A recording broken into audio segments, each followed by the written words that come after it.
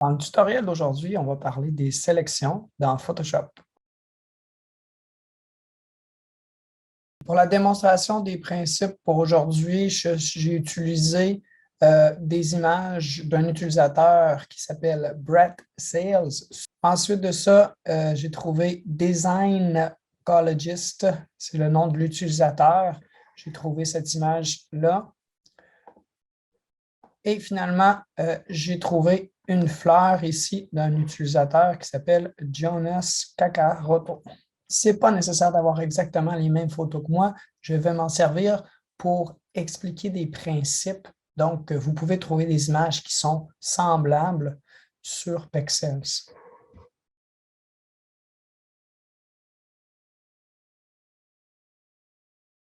Les sélections, si on se fie à l'aide d'Adobe, c'est des techniques qui servent à isoler certaines parties de l'image pour pouvoir faire des actions. Par exemple, si je regarde l'image, c'est une image fixe ici là, que j'ai, mais on voit une espèce de pointillé autour de la pomme. Ce pointillé-là représente une sélection active et ça serait le point de départ pour, par exemple, changer la pomme de couleur, copier-coller pour en faire des copies, etc., etc. Les techniques de sélection que je vais vous présenter aujourd'hui, ce sera à partir des outils. Ce n'est pas la seule façon de faire les sélections. On a aussi, par exemple, des commandes. On a aussi tout ce qui a trait au masquage, etc. Mais on va commencer par la base. Les outils de sélection, vous en avez à plusieurs endroits. Ici, dans la barre d'outils, ce petit tiroir qui en contient quelques-uns. Vous avez celui-ci aussi, donc la deuxième, la troisième case, la quatrième case ici, où on trouve différents outils. Donc, il y en a plusieurs. Si on veut démêler un petit peu les outils de sélection, il faut savoir qu'on en a deux types. Des sélections par le dessin ou la combinaison de formes. On parle ici des outils comme le rectangle, l'ellipse, les lassos, etc. Ensuite de ça, on a une deuxième catégorie d'outils de sélection qui sont par la détection des teintes et des contrastes. Donc, Photoshop n'est pas capable de reconnaître que la forme est une pomme, par exemple, mais il serait capable de reconnaître une teinte rouge ou un changement d'une couleur qui serait foncée à pâle. Les outils qu'on a, c'est la baguette magique, l'outil de sélection rapide, puis vous avez aussi un outil qui s'appelle sélection d'objets. Pour la première étape, ce qu'on va faire, c'est qu'on va prendre l'image que je suis allé chercher sur Pexels, puis je vais aller faire une sélection de la bâtisse pour y ajouter une espèce de dégradé. Puis, je vais aussi faire une sélection du ciel pour changer à une autre sorte de ciel ici, là, puis éliminer la bâtisse. Pour commencer à travailler, je vais commencer avec des sélections. Puis, les outils de sélection que je vais utiliser, là, ça se trouve être ceux qui sont par le dessin puis la combinaison de formes dans les cases 2 et 3 de votre barre d'outils. Je ne vais pas vous montrer des exemples de chacun des outils, mais ce que je vais vous montrer, vous allez voir que ça va s'appliquer au niveau de la barre d'options puis de la façon de l'utiliser. Donc, vous allez pouvoir récupérer les notions que je vous montre avec le rectangle avec d'autres outils. Donc, on commence. La première chose que je vais vouloir faire quand je vais faire une sélection, c'est probablement de me rapprocher en zoomant dans mon image de l'élément que je veux sélectionner. À ce moment-là, je vais avoir un petit peu plus de précision. Pour ma sélection, intentionnellement, je vais faire des petites erreurs, je vais me reprendre. Puis l'idée, c'est que je veux vous montrer qu'est-ce qui se passe quand on se trompe, quand on veut recommencer, des choses qui pourraient vous aider quand vous travaillez. Donc ici, ma sélection rectangulaire, je vais commencer par la dessiner. Vous avez un outil d'enfoncer comme ça, le rectangle de sélection, ou ce qu'on appelle le marquee en anglais, c'est pour ça que son raccourci, c'est M. Vous allez voir que vous avez une petite croix qui va apparaître. Cette petite croix-là m'indique que je vais pouvoir faire une nouvelle sélection. Pour faire la sélection, je vais cliquer, je vais garder mon clic enfoncé, puis je vais glisser. On voit le petit pointillé ici qui représente une sélection active. Lorsqu'elle est active, remarquez que ça va avoir un effet sur notre curseur. Donc, si je me place à l'extérieur de la sélection active, vous voyez que j'ai mon curseur pour la nouvelle sélection, ma petite croix qui apparaît. Si par contre, je suis à l'intérieur d'une sélection active, vous allez voir que j'ai une flèche avec un petit rectangle blanc qui m'indique que je peux déplacer ma sélection. Donc, si je voulais la repositionner, la déplacer, je peux même la déplacer avec les flèches sur mon clavier de 1 ou 2 pixels. Donc, vous m'entendez peut-être taper sur mon clavier, là, puis vous voyez la sélection se déplacer de haut en bas, etc. Donc, je pourrais la repositionner de cette façon-là aussi si mon curseur est à l'intérieur de la sélection active.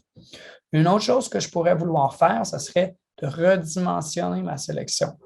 Donc, si je viens ici puis j'ai manqué mon coup un petit peu, là, c'est sûr que je peux faire sélection, désélectionner, puis me reprendre. Mais une autre façon de retravailler une sélection active, c'est de passer par ce menu-là, sélection, puis je vais aller faire transformer la sélection. Si je clique là-dessus, ce que je vais avoir, c'est un cadre avec 8 poignées. Les poignées vont me permettre de déplacer les pointillés. Donc, je ne change rien à l'image. Ici, c'est vraiment la sélection que je veux transformer. Si je déplace la poignée du bas, par exemple, ce que vous allez voir se produire, c'est que j'ai 1, 2, 3 poignées qui sont en train de bouger en même temps. J'ai celle de gauche, de droite, puis celle du bas. Ce n'est pas vraiment ça que je voulais. En fait, je voulais contrôler indépendamment la poignée du bas. Donc, je vais devoir enfoncer une touche de modification. Cette touche-là, c'est Shift, donc comme si je voulais faire une lettre majuscule. Donc, j'enfonce Shift, puis ensuite, je clique sur la poignée du bas, puis je ramène la sélection vers l'intérieur. Je vais aller faire la même chose ici pour le côté, puis je vais tenter de repositionner ma sélection. Quand je suis satisfait avec la transformation que j'ai faite, évidemment, je vais dans ma barre d'options, puis je clique sur le petit crochet pour valider la transformation en cours. Si je regarde ça de loin, ça peut paraître correct, mais pour être sûr que j'ai bien fait mon travail, je pourrais aller zoomer puis voir de plus près. Vraiment, sur les bordures de ma sélection, j'ai des petits pixels qui sont rouges, orangés. Ce sont des parties de la brique. Puis dans ma sélection, je ne veux pas avoir ces petits indices-là. Je veux que ce soit que du vert de la pancarte. Donc, je veux aller, en fait, ramener ma sélection un petit peu vers l'intérieur. Donc, je vais aller encore dans le menu sélection. Une autre commande qui peut être utile lorsqu'on travaille avec les sélections, sélection, modifier, puis contracter. Contracter, ce que ça va faire, c'est que ça va ramener la sélection vers l'intérieur d'un nombre de pixels donné. Donc ici, je peux le changer à 2, à 4, à 6. On pourrait zoomer pour voir le nombre de pixels ou on pourrait y aller par essai-erreur. Si je disais par exemple 3, je vais dire OK, puis ça va ramener ma sélection vers l'intérieur. Généralement, on va dire que c'est un petit peu moins grave de couper une partie de la pancarte que d'avoir des bouts de la brique.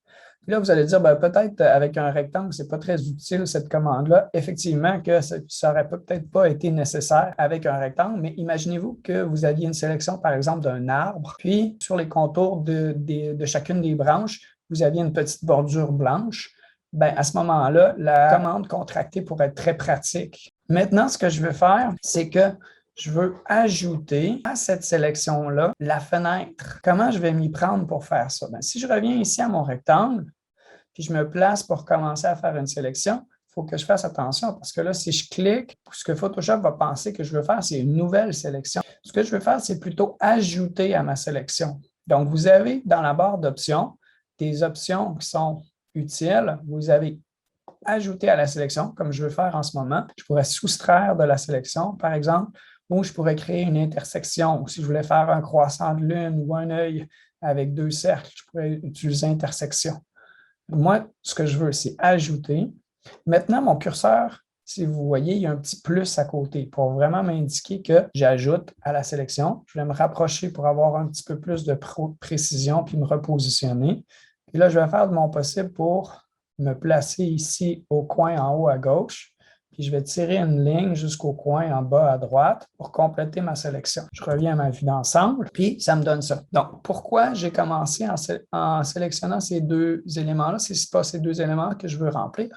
Bien, des fois, ça peut être très pratique de procéder de cette façon-là, puis ensuite d'intervertir la sélection, de prendre l'inverse de. Je vous montre ce que je veux dire. C'est sûr que je ne veux pas y aller de manière destructrice, fait que je vais venir dans ma fenêtre de calque. Je vais créer un nouveau calque que je vais appeler remplissage. Je vais aller maintenant choisir mon outil dégradé. Puis, je vais aller dans les préconfigurations. J'en ai pris un au hasard comme ça. Puis là, je vais aller appliquer de la couleur. Mais avant de faire cette petite manœuvre-là, ce que je vais faire, c'est que je vais aller dans le menu sélection, puis je vais aller dire intervertir, le contraire de. Donc, je vous montre qu'est-ce que ça fait si je clique là-dessus. Si vous êtes observateur, vous l'avez peut-être remarqué, vous avez ici un pointillé sur le contour de mon image maintenant. Donc, la sélection part d'ici, jusqu'au contour de mon image ici.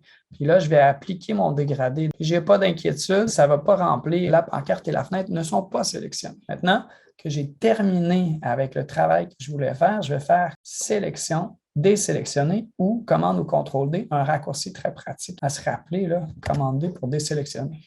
Si je viens voir ma fenêtre de calque, on voit que mon remplissage, là, il est sur un calque distinct comme ça. Maintenant, on va s'attaquer au ciel. Donc, pour pouvoir voir un peu qu'est-ce qu'on va faire, je vais mettre temporairement, je vais désactiver la visibilité de mon remplissage. Je vais me créer un nouveau calque que je vais appeler ciel. Puis, je vais aller sélectionner ici la partie du haut. Donc, je vais me zoomer un petit peu, puis je vais me repositionner. Je vais aller chercher ici un outil de dessin de sélection qui s'appelle lasso polygonal. La façon qu'on travaille avec cet outil-là, c'est qu'on va aller cliquer sur les coins. Je vous montre ce que je veux dire. Donc, je vais me partir ici, puis je vais faire clic sur le coin, clic, clic, clic. Je viens cliquer sur tous les coins. Je prends mon temps, puis je suis zoomé dans mon image pour être sûr que je fais un bon travail. Une autre chose que je viens de faire, là, qui peut être pratique à savoir, c'est une espèce de raccourci clavier, si tu veux. C'est que si j'ai besoin de déplacer mon image, je peux temporairement avoir accès à la main en enfonçant la barre d'espacement. Donc, j'enfonce la barre d'espacement, j'ai accès à la main, je déplace mon image, je relâche la barre d'espacement, puis mon outil lasso polygonal revient. Je clique. Ici, là, je pourrais être, quand je suis à l'extérieur du document, je pourrais être carrément à côté, puis ça ne dérangerait pas. Il va prendre tous les pixels jusqu'au contour. Puis là, l'idée, c'est de revenir au point de départ. Remarquez le petit cercle qui apparaît là, lorsque je reviens au point de départ à côté de mon lasso. Ça, c'est pour m'indiquer que je suis en train de compléter ma sélection. Je clique pour terminer. La sélection est active. Maintenant, je vais revenir à ma vue d'ensemble. Je m'assure que je suis toujours sur le bon calque. Ça devrait l'être par défaut, mais je fais juste une petite vérification. Puis, pour remplir ici, je vais utiliser un filtre. Le filtre s'appelle nuage. Il est dans la catégorie rendu. Puis, pour les fils de rendu, il y en a certains qu'il faut choisir une couleur de premier puis d'arrière-plan. Donc, je vais me choisir une couleur bleu pâle pour le ciel, choisir une couleur blanc en arrière-plan là, pour les nuages. Je l'étais déjà comme ça. Puis ensuite, je vais faire filtre, rendu, nuage. Je vais cliquer là-dessus, puis ça va remplir du ciel. Maintenant, je vais remettre la visibilité sur mon calque de remplissage. Je vais aller désélectionner parce que mes sélections, j'en ai plus besoin. Puis, mon résultat final est le suivant. Donc, voilà pour des exemples d'outils de sélection par dessin et combinaison de formes. On va s'attaquer maintenant à un nouveau fichier, une nouvelle image. Je vais aller chercher celle-ci. Donc, cette image-là, ce que je veux faire, c'est rajouter, disons, le même dégradé. Donc, je vais créer un nouveau calque que je vais appeler remplissage en dégradé. Puis, je vais remplir les lettres. Ici, c'est une image qui serait bien pour la détection de la couleur parce que je constate que le texte, il est d'un jaune qui n'a pas beaucoup de variation. Ce que je vais aller faire, c'est que je vais aller dans la case ici où je trouve l'outil baguette magique, sélection rapide, puis outil de sélection d'objets. Le raccourci clavier, c'est W parce que c'est le Magic Wand. Puis je vais commencer par celle-ci. L'outil baguette magique, c'est notre outil qui existe depuis longtemps dans Photoshop, qu'on utilise un petit peu moins de nos jours, mais qui a